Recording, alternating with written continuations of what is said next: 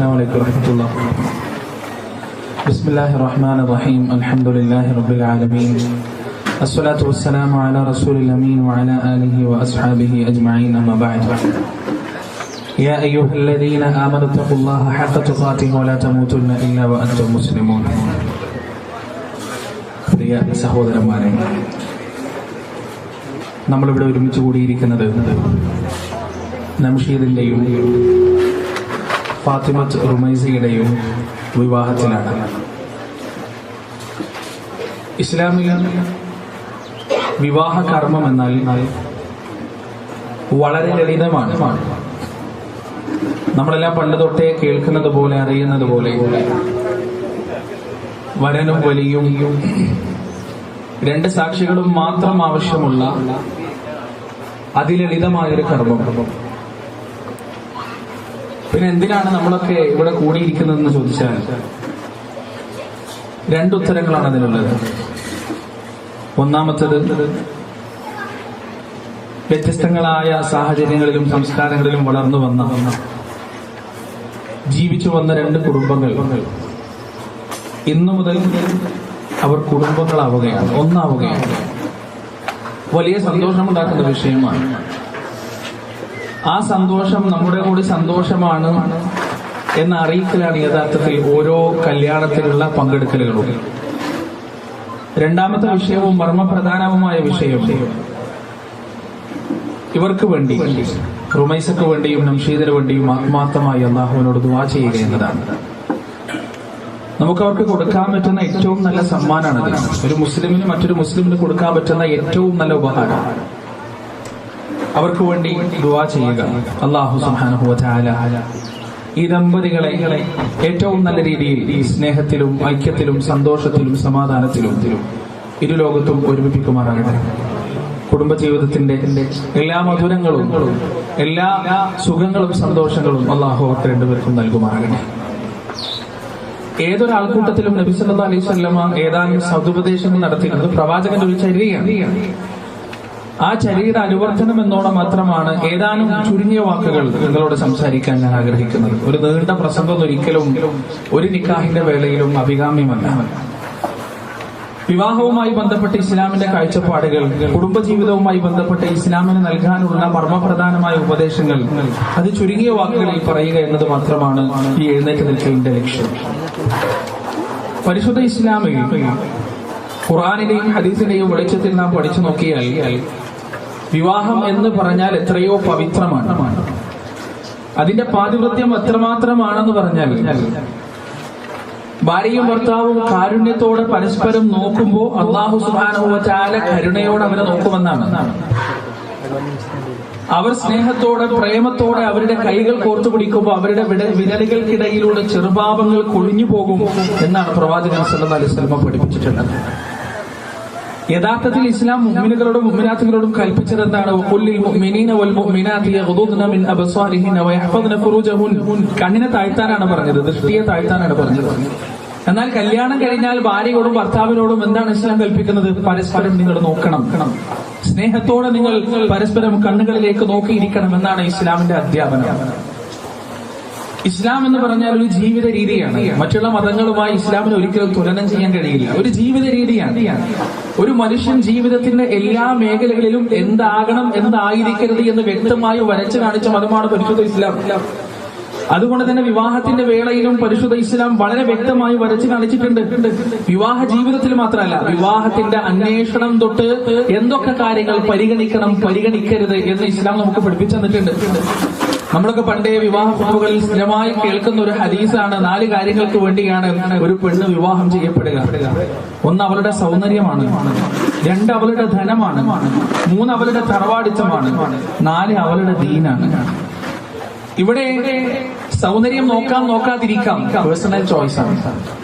ധനം നോക്കാം, പേഴ്സണൽ ചോയ്സാണ്. പണം നോക്കി കല്യാണം കഴിക്കുന്ന ഒരു അല്പത്തരാണെങ്കിലും ഇസ്ലാം അതിനെ ഹറാമാക്കിയിട്ടൊന്നുമില്ല. തറവാടിത്തം നോക്കാതിരിക്കാം, അതും പേഴ്സണൽ ചോയ്സാണ്. പക്ഷെ ദീനിന്റെ വിഷയത്തിൽ എത്തുമ്പോൾ ഇസ്ലാം അവിടെ ഒരു ചോയ്സ് തന്നിട്ടില്ല. എന്താ പറഞ്ഞത്? ദീനിന്റെ കാര്യത്തിൽ നിങ്ങൾ നിർബന്ധം പിടിക്കണം. പെണ്ണിനെ അന്വേഷിക്കുമ്പോ ദീനിനിഷ്ഠയോടുകൂടി ജീവിക്കുന്ന പെണ്ണാണോ, ആ കുടുംബം അള്ളാഹുവിനനുസരിച്ച് റസൂലിന്റെയും പടച്ചവന്റെയും ത്വാഅത്തിൽ ജീവിക്കുന്ന തഖ്വയിൽ ജീവിക്കുന്ന ആളുകളാണോ എന്ന് അന്വേഷിച്ച് ഉറപ്പുവരുത്തേണ്ടത് ഒരു വരനെ അന്വേഷിക്കുമ്പോ ആ വരൻ ദീനുമായി അടുപ്പമുള്ളവനാണ്, അള്ളാഹുവിനെ പേടിയുള്ളവനാണ്, ഖുശൂഉം ഇഖ്ലാസോടുകൂടി ജീവിതം മുന്നോട്ട് കൊണ്ടുപോകുന്നവനാണ് എന്ന് അന്വേഷിച്ച് ഉറപ്പിക്കേണ്ടത് ഒരു വധുവിന്റെയും മാതാപിതാക്കളുടെ കടമയാണ്. ആ കടമയിൽ ഒരു വിട്ടുവീഴ്ചയും ഇസ്ലാം നൽകുന്നില്ല എന്നതാണ് സത്യം. ഏറ്റവും നല്ല ഭാര്യ ആരാണ്? ഏറ്റവും നല്ല വിഭവസമൃദ്ധമായ ഭക്ഷണങ്ങൾ ഭർത്താവിന്റെ മുന്നിൽ വെച്ചു വളർത്തുന്നവളല്ല ഏറ്റവും നല്ല ഭാര്യ. ഭർത്താവിന്റെ ഷർട്ടും പാന്റും ഒക്കെ ഏറ്റവും നല്ല രീതിയിൽ ഇസ്ത്രിയിട്ട് മറ്റെന്താ വട്ടി പോലാക്കി കൊടുത്ത് രാഷ്ട്രീയക്കാർ നടക്കുന്ന പോലെ പുറത്തേക്ക് ഇറങ്ങുമ്പോ ആളുകളുടെ മുന്നിൽ വ്യക്തിത്വം ഇങ്ങനെ തെളിഞ്ഞു കാണിക്കുമാറ് ഭർത്താവിനെ അണിയിച്ചൊരുക്കുന്നവളല്ല ഏറ്റവും നല്ല ഭാര്യയായി ഇസ്ലാം പഠിപ്പിച്ചത്. അതൊക്കെ സൈഡായിട്ട് വരുന്ന കാര്യങ്ങൾ, അതൊക്കെ വേണം. പക്ഷെ ഏറ്റവും നല്ല ഭാര്യ എന്ന് പറയുന്നത് നിന്റെ സ്വർഗത്തിലേക്കുള്ള യാത്രയിൽ നിന്നെ സഹായിക്കുന്നവളാണ്, നിന്നെ പരലോകത്തിന്റെ വിഷയത്തിൽ സഹായിക്കുന്നവളാണ്. രാവിലെ എഴുന്നേൽക്കുകയും തഹജ്ജുദ് നമസ്കരിക്കുകയും സ്വന്തം ഭർത്താവിനെ വിളിക്കുകയും എഴുന്നേൽക്കാതാകുമ്പോ വെള്ളം കുടഞ്ഞിട്ട് ഭർത്താവിനെ വിളിച്ചെഴുന്നേൽപ്പിക്കുകയും ചെയ്യുന്ന ഭാര്യയാണ് ഏറ്റവും നല്ല ഭാര്യ എന്ന് റസൂലുള്ളാഹി സ്വല്ലല്ലാഹു അലൈഹി വസല്ലം. നിന്റെ ജീവിത വഴിയിൽ നീ സഞ്ചരിക്കുമ്പോ ഇസ്ലാമിന്റെ ശരിയും തെറ്റും നിനക്ക് ഓർമ്മപ്പെടുത്തി തരുന്ന പെണ്ണാണ് ഏറ്റവും നല്ല ഭാര്യ എന്ന് പ്രവാചകൻ സ്വല്ലല്ലാഹു അലൈഹി വസല്ലം പറഞ്ഞിട്ടുണ്ട്. സഹാബത്തിന്റെ ഭാര്യമാർ അങ്ങനെയായിരുന്നു. അവർ രാവിലെ വീട്ടിൽ നിന്ന് പുറത്തേക്ക് ഇറങ്ങുമ്പോ മുഴുവൻ മരപ്പട്ടിണിയൊക്കെ ആയിട്ടാണ് അവർ കഴിഞ്ഞുകൂടിയത്. 2-3 ദിവസമൊക്കെ ഭക്ഷണം കഴിക്കാതെ ഖന്തക്കിന്റെ ഭൂമിയിൽ വയറ്റത്ത് കല്ല് വെച്ച് കെട്ടിയിട്ട്, നമ്മൾ ആലോചിക്കാറുണ്ട് എന്തിനാണ് വയറ്റത്ത് കല്ല് വെച്ച് കെട്ടുന്നത്? കുനിഞ്ഞു പോകാതിരിക്കാനാണ്, നേരെ നിൽക്കാൻ വേണ്ടിയിട്ടാണ്. അതിനുവേണ്ടിയാണ് വയറ്റത്ത് കല്ല് വെച്ച് കെട്ടുന്നത്. റസൂൽ 2 കല്ലാണ് കെട്ടിയത്. ആ അവസ്ഥയിൽ ജീവിക്കുന്ന സഹാബത്ത് വീട്ടിൽ നിന്ന് പുറത്തേക്ക് ഇറങ്ങുമ്പോ വാതിലിന്റെ പടിക്കൽ നിന്നുകൊണ്ട് ഭാര്യമാര് പറഞ്ഞത് എന്താ അറിയോ? വൈകുന്നേരം തിരിച്ചു വരുമ്പോ എന്തെങ്കിലും തിന്നാൻ കൊണ്ടല്ലാണ്ട് വരണ്ട എന്നല്ല പറഞ്ഞത്, മറിച്ച് വൈകുന്നേരം നിങ്ങൾ കാലി കൈകളുമായി തിരിച്ചു വന്നാൽ ഞങ്ങൾക്കൊരു പ്രശ്നമില്ല, എനിക്കും നിങ്ങൾക്കും നമ്മുടെ മക്കൾക്കും ഒരുമിച്ച് പട്ടിണി കിടക്കാം, ആ വിശപ്പ് നമുക്ക് സഹിക്കാൻ കഴിയും. പക്ഷേ അള്ളാഹുവിന്റെ നരകത്തിന്റെ തീ നമ്മളെ കൊണ്ട് താങ്ങാൻ കഴിയില്ല, സഹിക്കാൻ കഴിയില്ല. അതുകൊണ്ട് തിരിച്ചു വരുമ്പോ ഒന്നുമില്ലെങ്കിലും സാരില്ല, ഒരു ഹറാമിന്റെ നാണയത്തുട്ടോ ഹറാമിന്റെ അന്നമോ വറ്റോ ആയിട്ട് വീട്ടിലേക്ക് വരരുത് എന്ന ഓർമ്മപ്പെടുത്തലുമായി സഹാബത്തിനെ പണിക്ക് പറഞ്ഞയച്ച ആ ഭാര്യമാർ, അവരാണ് യഥാർത്ഥത്തിൽ ഏറ്റവും നല്ല ഭാര്യമാർ. നമ്മുടെ ആൺമക്കൾക്കും പെൺമക്കൾക്കും വിവാഹം അന്വേഷിക്കുമ്പോ, ബന്ധങ്ങൾ അന്വേഷിക്കുമ്പോ നമ്മൾ പ്രധാനമായും പരിഗണിക്കേണ്ടത് ഈ ഒരു കാര്യം തന്നെയാണ്. പിന്നെ ജംഷീദും റുമൈസയും മനസ്സിലാക്കേണ്ടത് ജീവിതം ഒരിക്കലും നിങ്ങൾ സ്വപ്നം കണ്ടതുപോലെ ആവണമെന്നില്ല. ജീവിതം എന്നാൽ വെറും പ്രേമവും അതുപോലെ തന്നെ സന്തോഷവും മധുരവും മാത്രമുള്ളതല്ല. ജീവിതം എന്ന് പറഞ്ഞാൽ സങ്കടത്തിന്റെയും പ്രയാസത്തിന്റെയും പ്രതിസന്ധികളുടെയും അഭിപ്രായ വ്യത്യാസങ്ങളുടെയും ഘോഷയാത്രയാണ്. അതിപ്പോഴല്ല തുടങ്ങുക. 1 വർഷം 2 വർഷമൊക്കെ കഴിയുമ്പോൾ പരസ്പരമുള്ള അഭിപ്രായ വ്യത്യാസങ്ങൾ ഉണ്ടാവും, പ്രശ്നങ്ങളും കുഴപ്പങ്ങളും എല്ലാ കുടുംബത്തിലും ഉണ്ടാവും. റസൂലിന്റെ കുടുംബത്തിൽ ഉണ്ടായിട്ടുണ്ട് സ്വല്ലല്ലാഹു അലൈഹി വസല്ലം. അവിടെ എങ്ങനെയാണ് ജീവിക്കേണ്ടത്? വിവാഹ ജീവിതത്തെ കുറിച്ച് പറയാൻ സാധാരണ പറയാറുണ്ട്, ആണും പെണ്ണും തമ്മിലുള്ള ആ ബന്ധത്തെ കുറിച്ച് ഉപമിക്കാൻ വേണ്ടിട്ട് ഒരു കഥ പറയാറുണ്ട്. പണ്ട് ഒരു കരിയിലയും മണ്ണാങ്കട്ടയും തമ്മിൽ കണ്ടുമുട്ടിയതാണ്. മണ്ണിന്റെ കട്ടയും കരിയിലയും തമ്മിൽ കണ്ടുമുട്ടി. അങ്ങനെ കരിയില തന്റെ ഒരുപാട് സങ്കടങ്ങൾ മണ്ണിന്റെ കട്ടയോട് പറഞ്ഞു, മണ്ണാങ്കട്ട ഒരുപാട് സങ്കടങ്ങൾ തിരിച്ചും പറഞ്ഞു. അങ്ങനെ അവർ രണ്ടുപേരും തീരുമാനിച്ചു, നമുക്ക് ഒരുമിച്ച് യാത്ര ചെയ്യാം, ഒറ്റക്കൊറ്റക്കുള്ള യാത്ര മതിയാക്കി ഒരുമിച്ച് നമുക്ക് യാത്ര ചെയ്യാം, നമുക്ക് വരുന്ന പ്രതിസന്ധികൾ നമുക്ക് ഒരുമിച്ച് നേരിടാം എന്ന് പറഞ്ഞ് അവർ രണ്ടുപേരും ഒരുമിച്ച് യാത്ര തുടർന്നു. പെട്ടെന്ന് കാറ്റടിക്കാൻ തുടങ്ങി.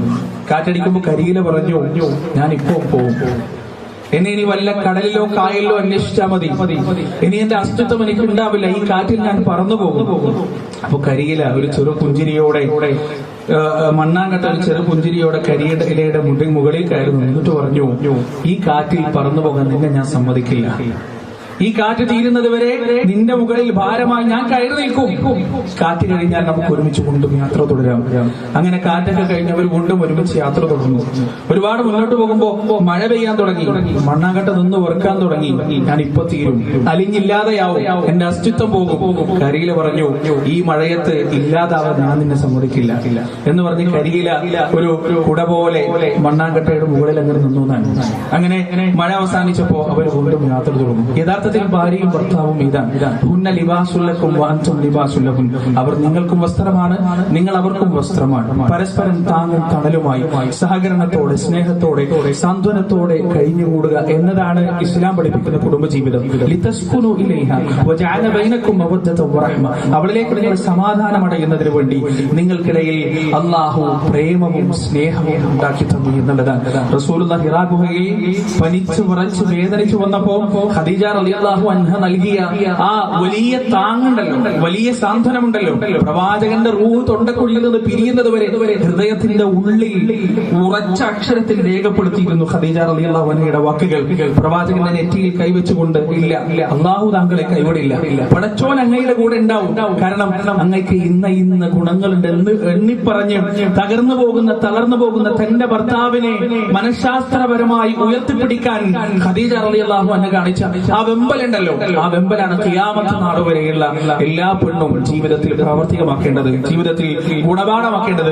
അതുപോലെ തന്നെ ആയിഷ റളിയല്ലാഹു അൻഹയുടെ ജീവിതത്തിൽ ചെറിയ ചെറിയ പ്രശ്നങ്ങളും അബദ്ധങ്ങളും ഒക്കെ ഉണ്ടാകുമ്പോ അത് സ്നേഹത്തോടെയും സാന്ത്വനത്തോടെയും തിരുത്തി കൊടുത്ത മഹാനായ റസൂൽ കരീം സല്ലല്ലാഹു അലൈഹി വസല്ലമയുടെ ജീവിതമാണ് ഖിയാമത്ത് നാൾ വരെയുള്ള എല്ലാ മുസ്ലിങ്ങളും ജീവിതത്തിൽ അനുവർത്തിക്കേണ്ടത്. അല്ലാഹു സുബ്ഹാനഹു വ തആല ഏറ്റവും നല്ല ദമ്പതികളായി, മാതൃകാപരമായ ദമ്പതികളായി, പരസ്പരം സ്വർഗയാത്രയിൽ സഹായിക്കുന്ന, പരസ്പരം സ്നേഹിക്കുന്ന നല്ല ദമ്പതികളായി റുമൈസയെയും നംഷീദിനെയും മാറ്റുമാറാകട്ടെ. സമുദായത്തിനും കുടുംബത്തിനും രാജ്യത്തിനും മതത്തിനും ഗുണമുണ്ടാകുന്ന നല്ല സന്താനങ്ങളെ അല്ലാഹു സുബ്ഹാനഹു വ തആല അവർക്ക് കനിഞ്ഞരുളുകയും ചെയ്യുമാറാകട്ടെ. അതുപോലെ തന്നെ പ്രിയപ്പെട്ടവരെ, ഇവർക്ക് വേണ്ടി പ്രാർത്ഥിക്കുക എന്നതാണ് പ്രധാനപ്പെട്ട നമ്മുടെ ഉത്തരവാദിത്വം. എന്താണ് പ്രാർത്ഥന? ബറക്കല്ലാഹു ലക്കുമാ വബാറക അലൈക്കുമാ വജമഅ ബൈനകുമാ ഫീ ഖൈർ. ആ പ്രാർത്ഥന ആരും മറക്കാതിരിക്കുക. വെറുതെ നാവ് കൊണ്ട് എക്സസൈസ് മാത്രമാവരുത്, മനസ്സിൽ തട്ടി ഹൃദയം കൊണ്ട് ആ പ്രാർത്ഥന ചൊല്ലുക. അല്ലാഹു സുബ്ഹാനഹു വ തആല നമ്മുടെ കർമ്മങ്ങളും പ്രാർത്ഥനകളും സ്വീകരിക്കുമാറാകട്ടെ. വആഖിറു ദഅവാനാ അൽഹംദുലില്ലാഹി റബ്ബിൽ ആലമീൻ. വസ്സലാമു അലൈക്കും വറഹ്മത്തുള്ളാഹി.